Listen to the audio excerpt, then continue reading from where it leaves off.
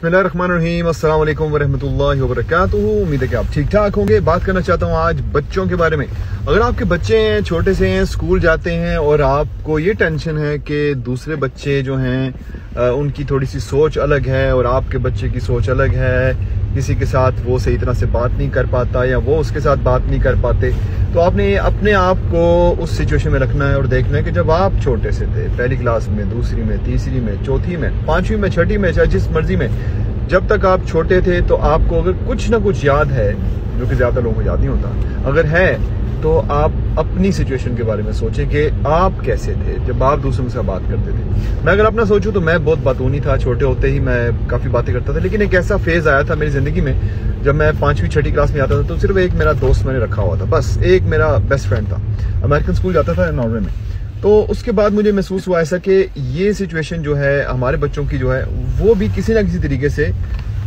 एक ऐसे फेज में से गुजरते हैं, और हम वालिदैन जो हैं, जो कि अपनी जिंदगी के उस मकाम पे होते हैं कि हम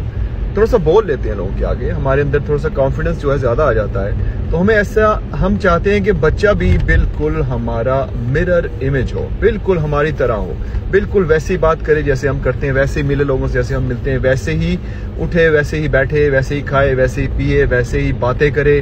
वैसे ही सलाम करे, वैसे ही किसी से ईद मिले जैसे हम मिलते हैं। और हम कितने सालों में ये सब कुछ सीखे हैं, कितने सालों में, 25, 30, 35, 40, 50 सालों में जाके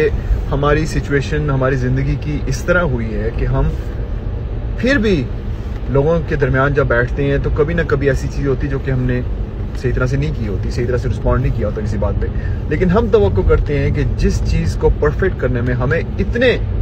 इतनी दहाइयां लग गई, इतने डेकेड्स लग गए, इतने साल लग गए, वो बच्चा जो अभी खुद एक डेकेड साल का है, यानी कि 10 साल का है, प्लस का है, वो सब कुछ सीख जाए। इससे ज्यादा बड़ी नाइंसाफी क्या होगी? इतनी ज्यादा तवक्कुआत रखने से बच्चों के ऊपर जो प्रेशर पड़ता है वो आप खुद सोचें कि आपके ऊपर कोई ऐसा बंदा हो जो कि हर वक्त आपकी हर एक बात को